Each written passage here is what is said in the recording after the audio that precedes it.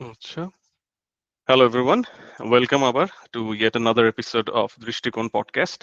আজকে আমাদের সাথে অ্যাজ ইউজুয়াল আনন্দ আছে। হাই আনন্দ, কি হাই। অবস্থা?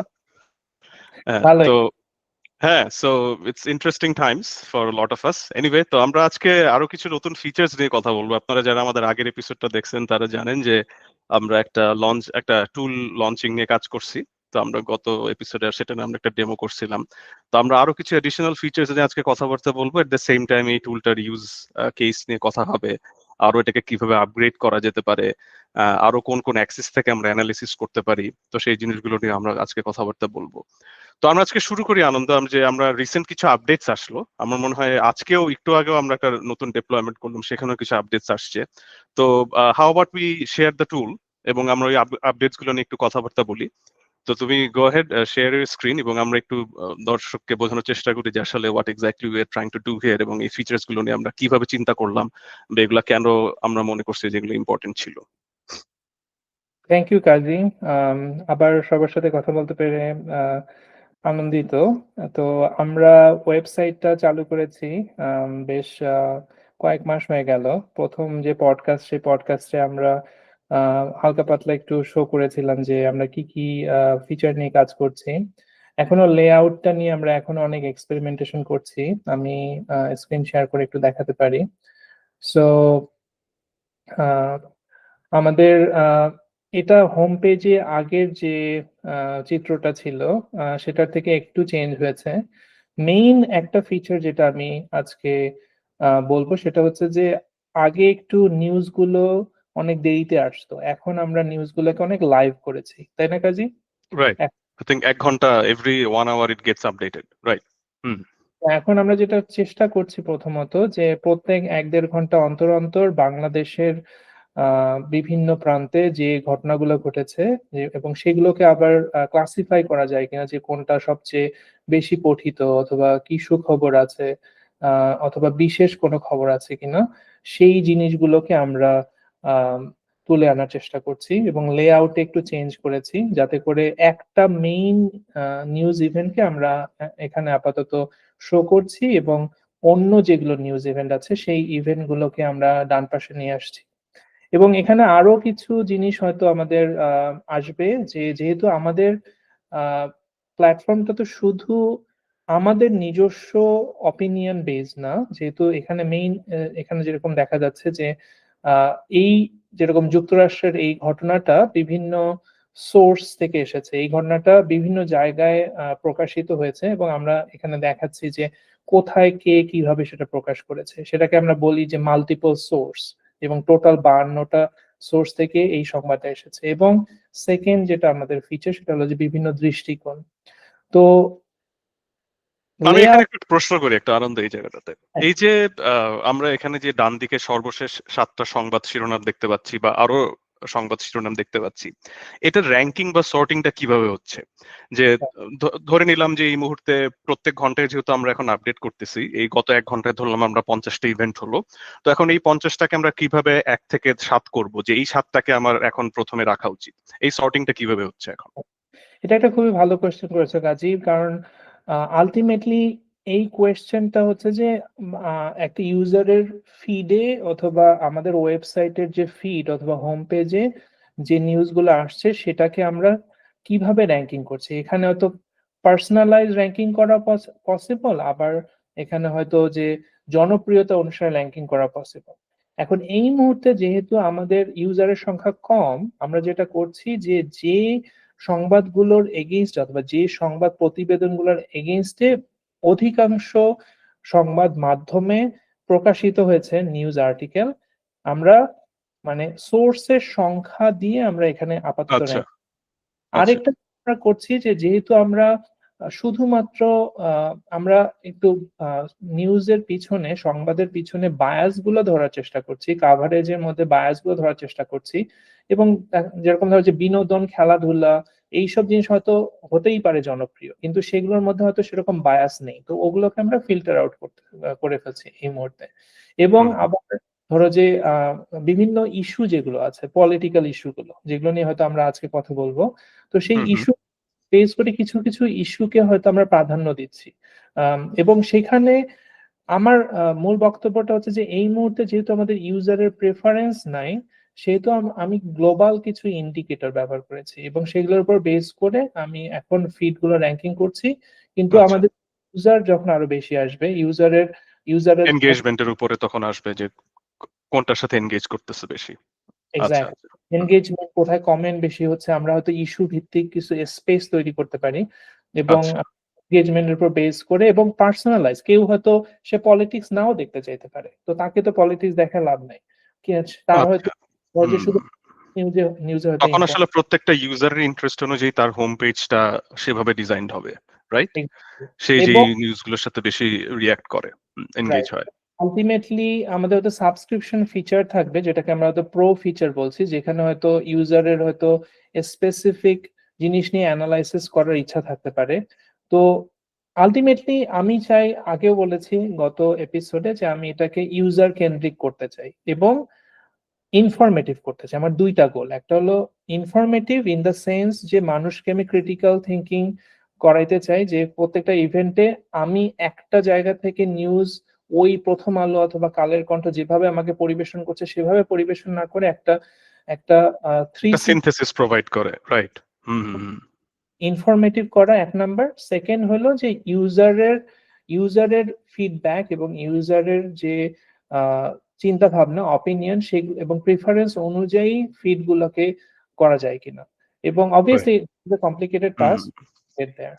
আমি আরেকটু আরেকটা ফলো আপ কোয়েশ্চেন করি যে এখানে যে তুমি যখন আগের নিউজটা শেয়ার করতেছিলে যে ওখানে 52টা সোর্স ছিল, হ্যাঁ? তো এই 52টা সোর্স কি অলরেডি একটা ফাইনাইট লিস্ট যে আমরা এই 52টা থেকে সবসময় কালেক্ট করব, নাকি এটা আসলে একটা ইনফাইনাইট যে টপিকের উপরে ও আসলে খুঁজে খুঁজে বের করে এগুলো থেকে নিউজ কালেক্ট করবে?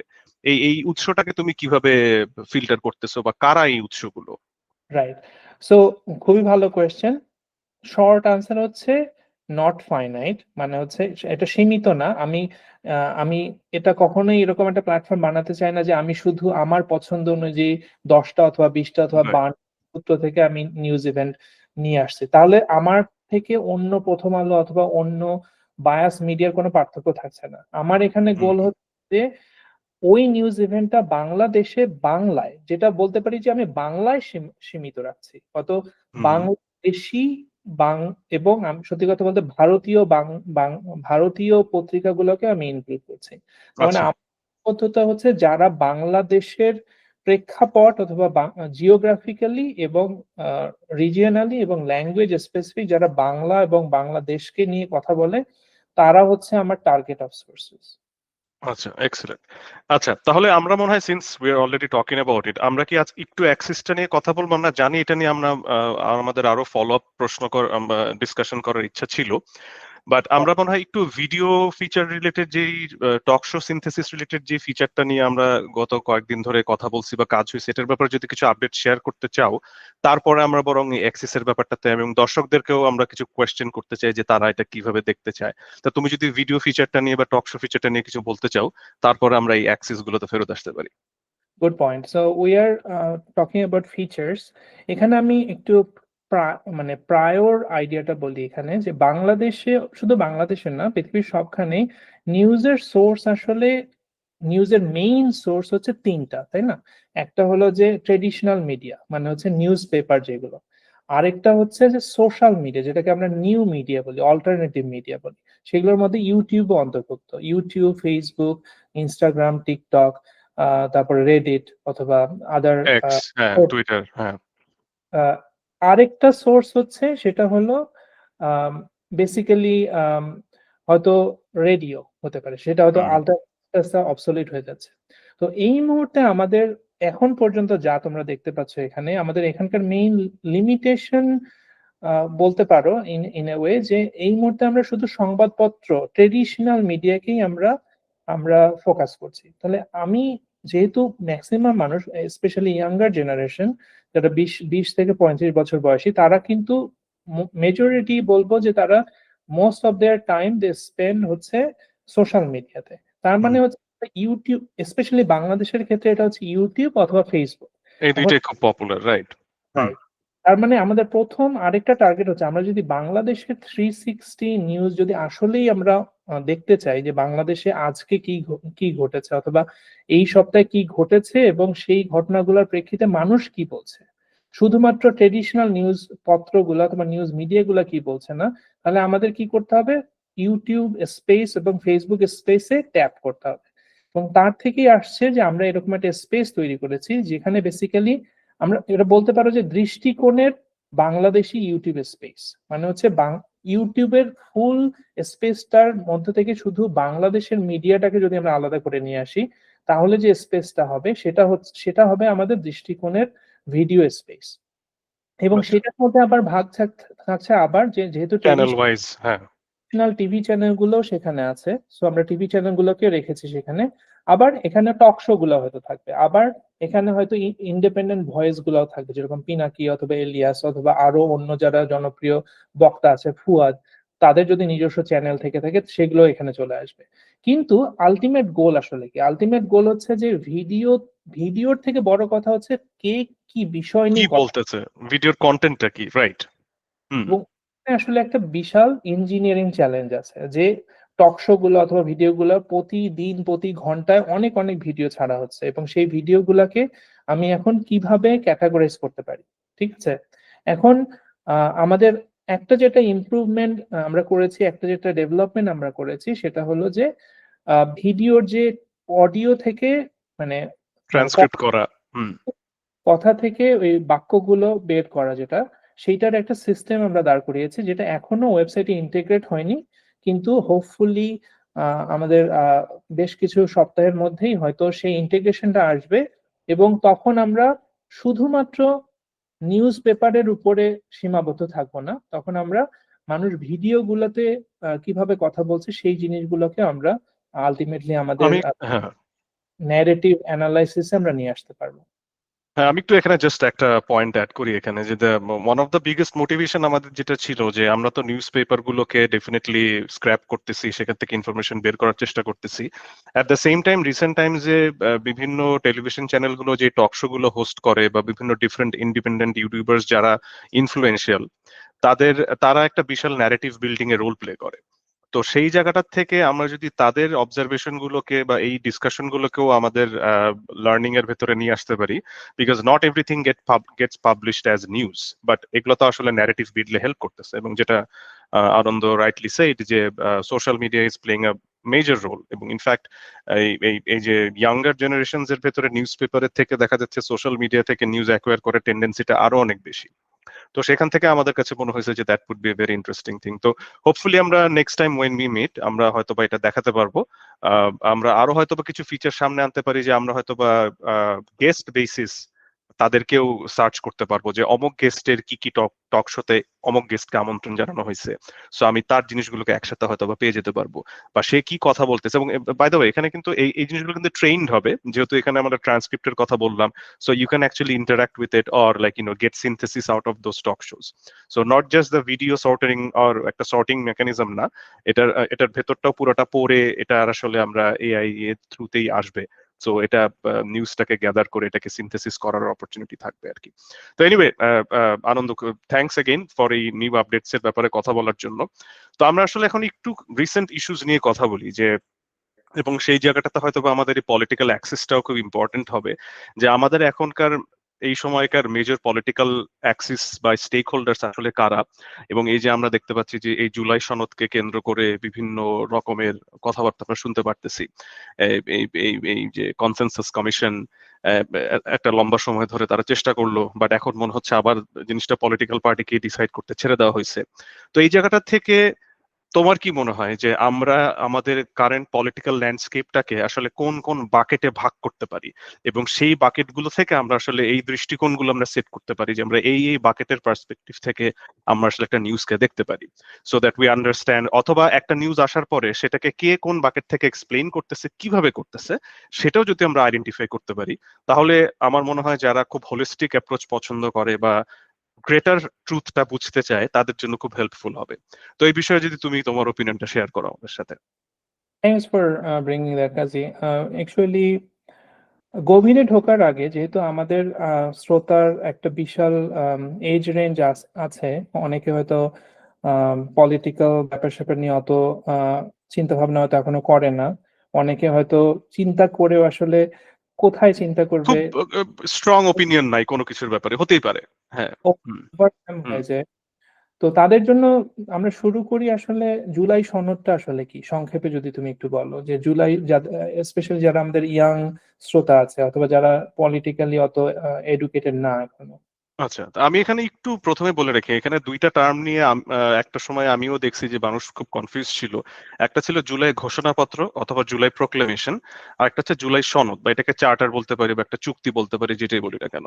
তো ঘোষণাপত্রটা ছিল যেটা আসলে জুলাই অভ্যুত্থান বা আন্দোলন কেন্দ্রিক যেই ঘটনাগুলো ঘটছে সেগুলোর প্রেক্ষাপটটা বলে এটাকে একটা লেজিটিমাইজ করা, যে কেন ওই সময় এই ঘটনাগুলো ঘটলো এবং why it was the right thing to do. যেরকম আমাদের মুক্তিযুদ্ধের সময় স্বাধীনতার ঘোষণাপত্র ছিল। হ্যাঁ, তো এবং এই চারটা মূলনীতির উপর বেস করে, আসলে তিনটা: সাম্য, মানবিক মর্যাদা, সামাজিক ন্যায় বিচার, যে এই তিনটা মূলনীতিকে মাথায় রেখে আমরা মুক্তিযুদ্ধ করছিলাম। তো এখন ওটা একটা ঘোষণাপত্র ছিল। তো এরকম একটা জুলাইয়ের জন্য একটা ঘোষণাপত্র, যদিও এটা আসলে লেখা হয়েছে পরে এসে, এটা আসলে আন্দোলনের আগে লেখা হয় নাই, কারণ তখন জিনিসটা খুবই ডিসঅর্গানাইজড বলো বা অর্গানিক বলো বা হোয়াট এভার বলো না কেন, সেই জিনিসটা তখন সিচুয়েশনটা ছিল না। তো এটা লেখা হলো পরে। তো আহ, সেই লেখাটার সময় ওই যে কিছু ঘটনা ঘটলো, যে অনেকে পার্টিসিপেট করলো, অনেকে করলো না। এনসিপির কিছু নেতাকে আমরা দেখলাম তখন কক্সবাজার চলে যেতে। সেটা কি তারা একটা মৌন প্রতিবাদ ছিল কিনা সেটাও আসলে আমরা ক্লিয়ার না, বাট যেটা হলো, বাট সেটাকে পড়া হলো, জুলাই ঘোষণাপত্রটা পড়া হলো।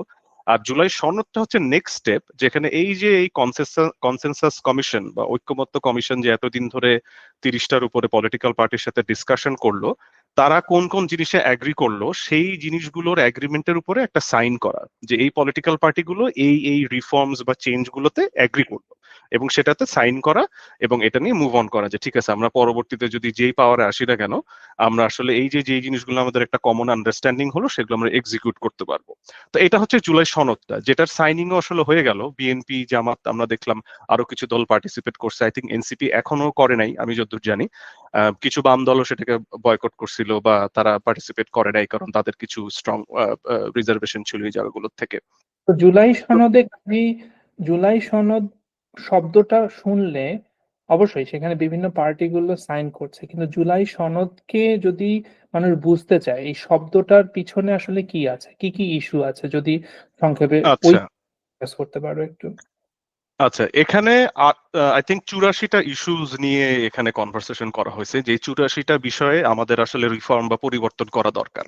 তো সেগুলোর ভেতরে কিছু আছে যেগুলো আমরা হয়তো প্রশাসনিক বা এক্সিকিউটিভ কাজের ভেতর দিয়ে যে পরিবর্তনগুলো আমরা করে ফেলতে পারি, যেটার জন্য সংবিধান পরিবর্তন করার আসলে কোনো দরকার নাই। কিন্তু তার ভেতরে I think around 40+, 48 if I remember correctly, যেগুলো আসলে সংবিধান সংস্কারের সাথে ডিরেক্টলি রিলেটেড। যে যেরকম সংবিধানের মূলনীতি কি হতে পারে, বা এই যে 70 আর্টিকেল 70, হ্যাঁ, যে এই আর্টিকেল 70, যে নিজের পার্টির বা পার্টির এগেইনস্টে ভোট দেওয়া, এই ভোটিং রাইট গুলো।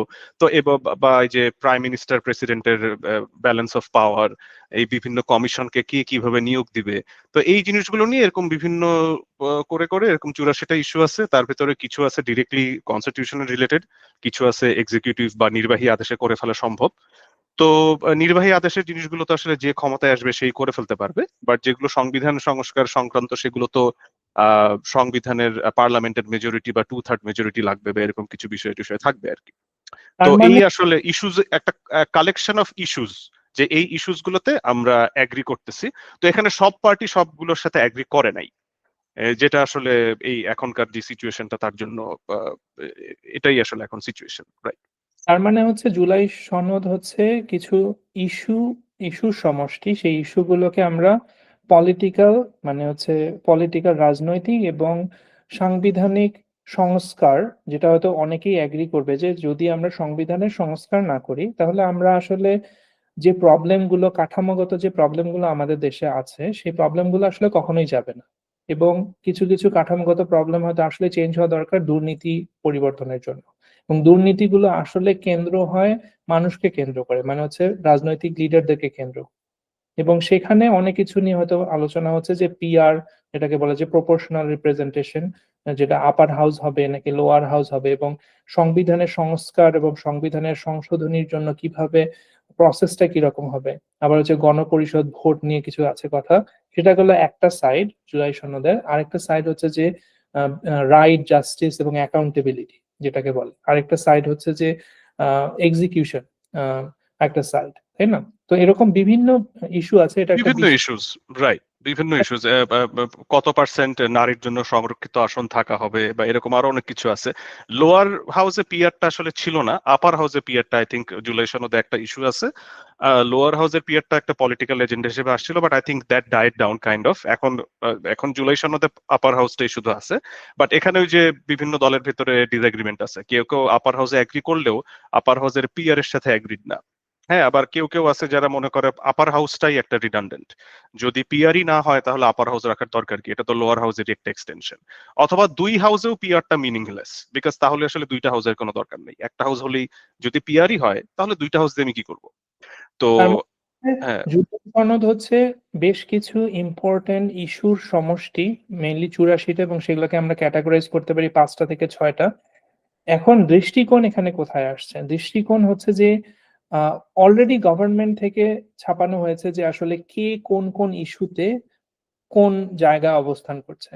এখন যেহেতু আমরা আমাদের দৃষ্টিকোণের একটা মেইন উদ্দেশ্য হচ্ছে যে আমরা একটা পলিটিক্যাল স্পেকট্রাম, রাজনৈতিক একটা স্পেকট্রাম বানাতে চাই।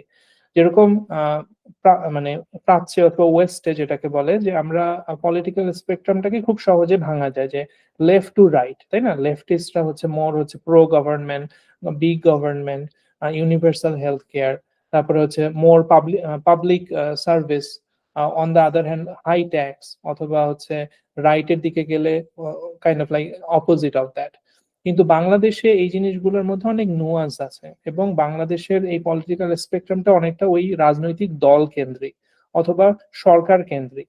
সো ওই জায়গা থেকে আমাদের একটা এফোর্ট এখন হচ্ছে যে প্রথমে বোঝা যে বাংলাদেশে আসলে মেইন মেইন ইস্যু গুলা কোথায়, যে আসলে affordable health, public public health, অথবা তারপরে ফ্যাক্টরি ওয়ার্কার অথবা ওয়ার্কার্স ইউনিয়ন, শ্রমিক জনতা পার্টি, বাংলাদেশের মানুষ আসলে কি চায় সেটা বোঝাটা একটা ইম্পর্টেন্ট জিনিস।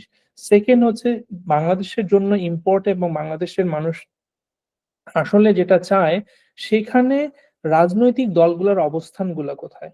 এবং নির্বাচনের আগে এটা আসলে সবচেয়ে ইম্পর্টেন্ট, কারণ নির্বাচন মানে আসলে কি? নির্বাচন মানে হলো যে মানুষের ইচ্ছার বহিঃপ্রকাশ, তাই না? যে মানুষ আসলে আসলে সত্যিকারের ডেমোক্রেসি, গণতন্ত্র সেটাই হওয়া উচিত। কিন্তু আলটিমেটলি যেটা হচ্ছে যে গণতন্ত্র কখনোই কাজ করবে না যদি না মানুষ আসলে ইস্যুগুলো এবং সেই ইস্যুগুলোর পিছনে যে রাজনৈতিক দলগুলোকে যারা ভোট দিবে তারা সেই ইস্যুতে কি অবস্থান করে সেটা যদি মানুষ না বুঝে, তাহলে শুধু নামে মাত্রই ভোট হচ্ছে এটা। আমাদের দৃষ্টিকোণের কাজ হচ্ছে মানুষের কাছে পৌঁছায় দেয়া যে আসলে এই দলগুলো এই অবস্থান নিচ্ছে এই ইস্যুর পিছনে, এবং সেখানে একটা বিতর্ক বলা যায়, আলোচনা বলা যায়, সেটাকে প্রমোট করা। তো আমরা এখনো সেই অ্যানালাইসিস পর্যায়ে আছি কাজী, রাইট? So right. বেসিক্যালি আমরা এবং এখনো এখানে আমি আরো কিছু নুয়ান্স এখানে অ্যাড করি, যে আমরা যদি ওয়েস্টের সাথে তুলনা করি বা হুম, আমেরিকার এক্সাম্পলটা আমরা যদি দেখি, যে এখানে কনজারভেটিভ এবং লিবারেলস এটা খুব বড় বাকেটে আমরা ভাগ করতে পারি, যে আর যারা আসলে একটু এক্সিস্টিং ইনফ্রাস্ট্রাকচার বা এক্সিস্টিং কাস্টমস এন্ড প্র্যাকটিসেস এর প্রতি খুবই অ্যাডিয়ার্ড টুয়ার্ডস দ্যাট, আর যারা আছে খুব চেঞ্জের pro change, so they want to bring changes. So এইভাবে জিনিসটাকে ভাগ করা যায়। এবং সেই ভাগের ভিতরে আবার যেমন লিবারেলদের ভেতরে কেউ কেউ আছে যে কিছুটা সোশ্যালিস্ট মাইন্ডেড বা ডেমোক্রেটিক সোশ্যালিস্ট, আবার সোশ্যাল ডেমোক্রেটিক, এরকম বিভিন্ন আমরা নুয়ান্স আসলে করতে পারি। বাট মোটা দাগে মোটামুটি লেফট আর রাইট যদি আমেরিকাতে করা হয়, রেড এন্ড ব্লু যদি আমরা দুইটা বাকেট চিন্তা করি, আই থিঙ্ক ভেরি ইজিলি করা যায়। এটার বাইরে কিছু ইন্ডিপেন্ডেন্ট থাকে, বাট তারা আসলে কখনোই অতটা মেজর রোল, হয়তোবা তারা কোনো কোনো সময় কোনো কোনো প্রার্থীকে হারাতে হেল্প করে, বাট তারা নিজেরা কখনো জিতে আসতে পারে নাই, যেটা আমার ধারণা আমেরিকার পলিটিক্স ফলো করার পর আমার যেটা মনে হয়েছে। তো আই থিঙ্ক বাংলাদেশে যেটা হয়ে গেছে যে, আর অরিজিনালি যদি আমরা ডান বামপন্থীটা যে যেই ডিমার্কেশনটা যেভাবে আসছিল, যে একটা ছিল একটা পুঁজিবাদী বা একটা ক্যাপিটালিস্ট, আর একটা ছিল একটু শ্রমজীবী মানুষদের অধিকার সংক্রান্ত, সেইটা আই থিঙ্ক বাংলাদেশে খুব ব্লার হয়ে গেছে এখন। এই জায়গাটাতে কিছু কোর লেফটিস্ট গ্রুপ ছাড়া আসলে বাংলাদেশের লেফট বলতে সেইভাবে নাই, এবং যাদের পার্লামেন্টারি ইলেকশনের রিপ্রেজেন্টেশন খুবই কম ছিল। যদিও I think Awami League came out একটা লেফট জায়গা থেকে উঠে আসছে, বাট আওয়ামী লীগ পরে পুরোপুরি একটা ক্যাপিটালিস্ট জায়গায় চলে গেছিল, যেটা আমরা দেখতে পাইছি। বিএনপিও ইজ এখানে এ আমি মোর, হ্যাঁ প্লিজ। এখানে একটা জিনিস অ্যাড করব। যদিও লেফট হয়তো আইডিওলজিক্যালি লেফটিস্ট পার্টিগুলা হয়তো সামনে আসছে না, অথবা আমরা সরাসরি দেখতে পাচ্ছি না। এটাও সত্যি যে বাংলাদেশে কিন্তু মোস্ট হসপিটাল, ইউনিভার্সিটি গুলা পাবলিক। বাংলাদেশে হচ্ছে পুলিশ, সবকিছুই পাবলিক, ম্যাক্সিমাম জিনিসই পাবলিক। যদিও আমরা লেফট, যেটা হচ্ছে আমেরিকা কিন্তু সেরকম না। অলরেডি যেরকম হেলথ কেয়ার ম্যাক্সিমামই privatised, right. University maximum privatised. হয়তো লেফটের আইডিয়া গুলো অত মানুষের চোখে পড়ছে না এই জন্যই যে already in the system it's embedded. এই জন্য হয়তো ইস্যুগুলা মেইনলি হচ্ছে অন্য জায়গায়। আরেকটা যেটা আমি অ্যাড করব, তুমি যেটা বললে যে আরেকটা বড় এক্সেস যেটা মানে পশ্চিমে নাই, সেটা হচ্ছে যে ধর্মীয় মূল্যবোধ, যেটাকে বলে যে ধর্মের যে ইফেক্টটা, যেরকম আমেরিকায় nobody is talking about religion, people are talking about religion. আমি বলবো যে একটা যেরকম অ্যাবর্শন একটা ইস্যু, যে মেয়েদের স্বাধীনতা একটা ইস্যু। কিছু কিছু ইস্যুতে হয়তো পার্থক্য আছে, বাট তারপরেও ধর্মটা কিছুটা সাপ্রেসড, হোয়ারাজ আমাদের কান্ট্রিতে এখনো ধর্মীয় মূল্যবোধ সেটা হচ্ছে একটা বিশাল, এবং এই নির্বাচনে আমি বলবো যে ধর্ম একটা বিশাল রোল হয়তো প্লে করবে। যে যেহেতু রাইট। বাংলাদেশের মানুষ আওয়ামী লীগ দেখেছে, বিএনপি দেখেছে, তারা কি করেছে দেখেছে। বাংলাদেশের মানুষ একটা বড় সেগমেন্ট, যেহেতু আমরা অলরেডি আমরা ইসলাম ধর্ম ফান্ডামেন্টালি ফলো করি আর না করি, আমাদের আইডেন্টিটিগত ভাবে আমরা সবাই kind of we are Muslim, even though সেখানে হয়তো ভাগ থাকতে পারে। এবং সেই কারণে হয়তো দেয়ারস এ চান্স যে ইসলামী দলগুলো যেরকম শিবির যেরকম ডাকসুতে জিতলো, এবং সেখানে একটা বিশাল চান্স আছে যে বাংলাদেশের ইসলামী দলগুলোর একটা আধিপত্য তৈরি হয়, যেটা আমরা পাকিস্তানে অলরেডি দেখতে পাচ্ছি। এবং সেটার পজিটিভ নেগেটিভ রিপারকাশন কনসিকুয়েন্স কি হবে সেখানে যাচ্ছি না, আমি জাস্ট একজন অবজারভার হিসেবে আমি সেটা দেখতে পাচ্ছি। হ্যাঁ, I think I don't think anybody disagree to that. I think বাংলাদেশে যে একটা আহ, ধর্মভিত্তিক একটা পোর্শনের যে একটা রাইজ হয়েছে, সেটা I think that has been pretty evident. এটা নিয়ে আর্গু করার কিছু না। এটা হতে পারে they were suppressed for a longer period of time. গত 16-17 বছর ধরে তাদেরকে প্রচন্ড সাপ্রেশনে রাখা হয়েছে দেখে তারা এখন স্পেস পাওয়াতে তারা ভোকাল হয়ে গেছে। অথবা if you think of it as a, যদি আওয়ামী লীগের ডিফিটটাকে তুমি রাইট উইং দের ভিক্টরি হিসেবে চিন্তা করো, তখন যারা ভিক্টোরিয়াস তারা তো ডেফিনেটলি পাওয়ারে চলে গেলে তারা তাদের মতো করে চিন্তা ভাবনা বা তাদের মতো করে ইমপ্লিমেন্টেশন করতে চাবে। সো আই থিঙ্ক সেটাও একদিক থেকে ট্রু। এবং যেটা বললো যে আমি একটু এই জায়গাটাতে তোমার সাথে একটা জায়গাতে একটু ডিসএগ্রিমেন্ট বলে রাখি, আমার নোট অফ ডিসেন্টটা দিয়ে রাখি আর কি, যে আই থিঙ্ক আমেরিকাতেও এখন ধর্মকে ভালোই স্মাগল করা হয়। আমার মনে হয় যদিও আমেরিকার কনস্টিটিউশন মানে ফ্রিডম অফ রিলিজিয়নকে ইনশিওর করে, বাট আই থিঙ্ক এটা এই ধর্মকার্ডটা এখন আমেরিকাতেও আস্তে আস্তে প্লে হওয়া শুরু হচ্ছে। আই থিঙ্ক গ্লোবালি আমরা দেখতে পাচ্ছি যে বিভিন্ন দেশে, ইন্ডিয়াও একটা বড় এক্সাম্পল, যেখানে ধর্ম একটা বিশাল ইস্যু হয়ে গেছে এখন, এবং যেগুলো রেপারকুশনস আসলে বাংলাদেশের উপরেও পড়ে। এবং আমি বলি, আমার কাছে মনে হয় বাংলাদেশ, ইন্ডিয়া বা এই দ্য গ্লোবাল ল্যান্ডস্কেপের ভেতরে যে রিলিজিয়ন একটা ইম্পর্টেন্ট ইস্যু হয়ে যাচ্ছে, তার বড় কারণ কোন একটা ইন্ডিভিজুয়াল দেশ না, আসলে এগুলো একটা পজিটিভ ফিডব্যাক লুপের ভেতরে জড়ায় গেছে। যে ইন্ডিয়াতে যদি হিন্দুত্ববাদী বেড়ে যায়, বাংলাদেশে ইসলামপন্থী বেড়ে যাবে, বা ভাইস ভার্সা। তো এটা আসলে একটা আরেকটাকে ইনফ্লুয়েন্স করে। সো তুমি ঠিকই বলেছো যে ফোবিয়াও একটা বড় বিষয়। যে হ্যাঁ, হ্যাঁ, এটাও আছে। 9/11 পরে যে মানুষ মানে ইসলামোফোবিক হয়ে গেছে। নিউ ইয়র্ক ইটসেলফ যেরকম একটা বড় নিউজ, যেটা নিয়ে আমরা হয়তো কথা বলতে পারি, হ্যাঁ, জোহরান হ্যাঁ, জোহরান মামদানি, রাইট। হুম, হুম, হুম।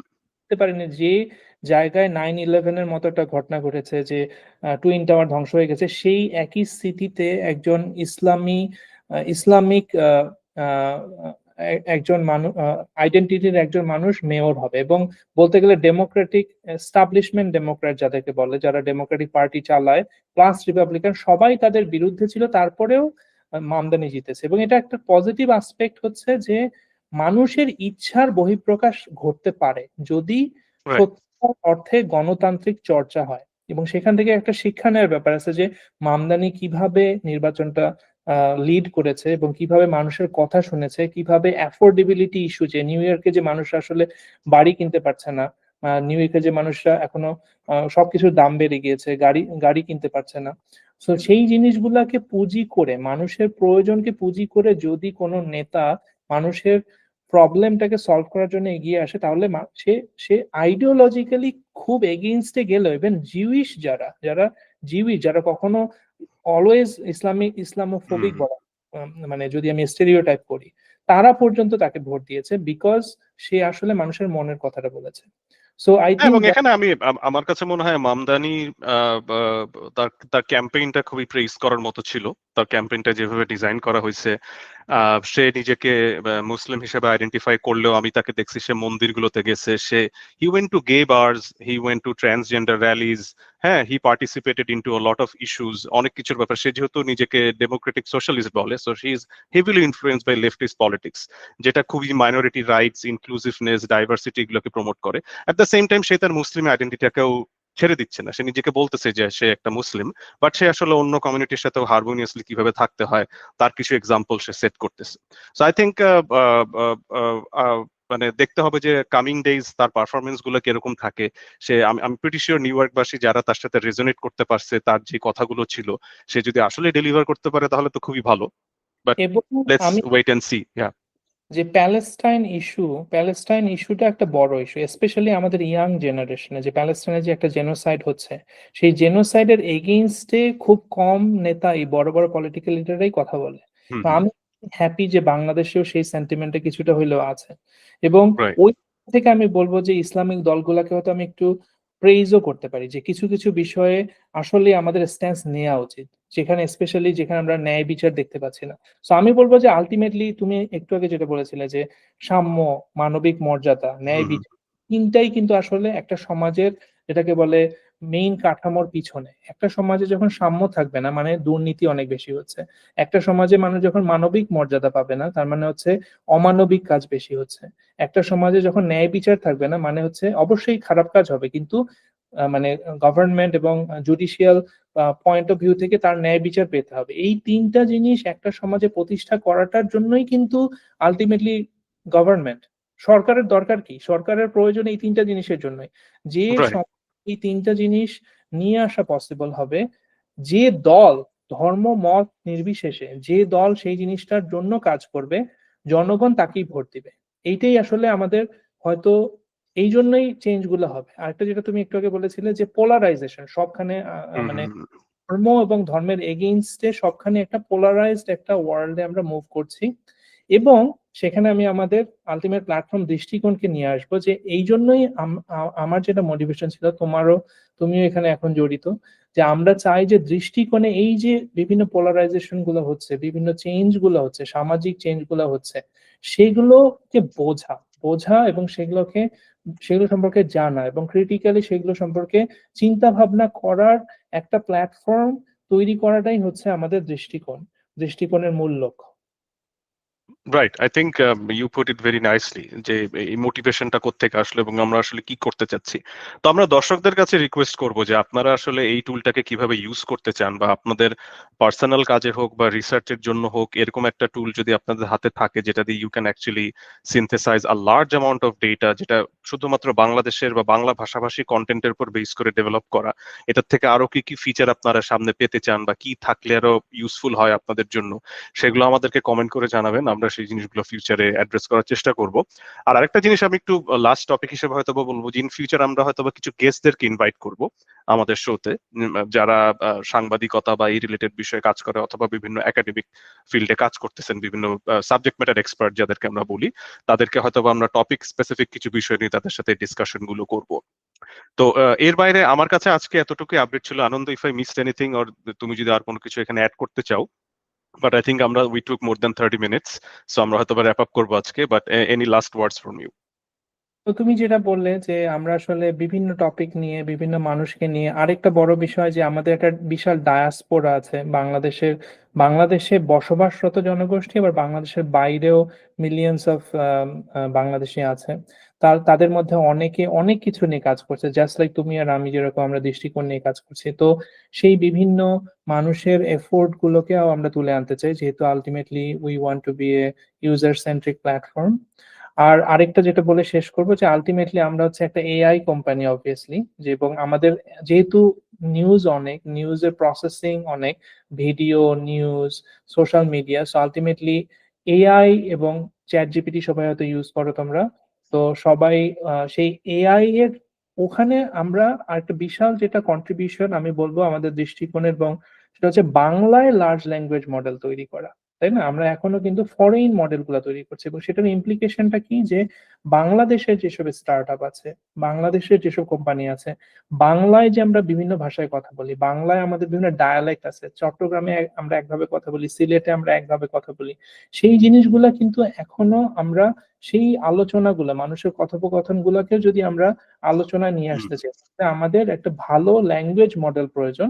যে ল্যাঙ্গুয়েজ মডেলটা দিয়ে আমরা সেগুলোকে প্রসেস করতে পারবো এবং সেগুলো দিয়ে আমরা মানুষের কাছে বিভিন্ন মতামত শুধুমাত্র মানে পুরা বাংলাদেশের শুধু ঢাকা কেন্দ্রিক না, আমি চাই যেন বাংলাদেশ জেলা কেন্দ্রিক, বিভাগ কেন্দ্রিক চিন্তা ভাবনাগুলো যেন আমরা প্রকাশ করে নিয়ে আসতে পারি। যখন আমি বলছি পার্সোনালাইজেশন, তখন আমি বলছি যে তুমি যদি চট্টগ্রামের হও, তুমি যদি ঢাকার হও, তুমি যদি রংপুরের হও, তাহলে তুমি তোমার অঞ্চলের নিউজ গুলোও কিন্তু তুমি জানতে চাও এবং সেটা তখনই হুম, পসিবল যখন আমরা বাংলায় ভালো ল্যাঙ্গুয়েজ মডেল তৈরি করতে পারবো। সেটা ভাষাগত হোক, ভয়েস হোক, কথা হোক। সো ওইখানে দৃষ্টিকোণের বেশ কিছু একাডেমিক কন্ট্রিবিউশন আছে যেটা আমরা হয়তো ভবিষ্যতের পডকাস্টে আমরা ভবিষ্যতে কথা বলতে পারবো এই জিনিসগুলো, রাইট।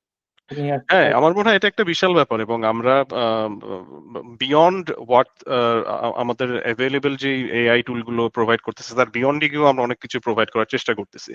যেরকম এই যে এই ভিডিও ফিচারের যে ব্যাপারটা বললা, এই এন্টায়ার পাইপলাইনটা has been a lot of you have to put a lot of effort to it.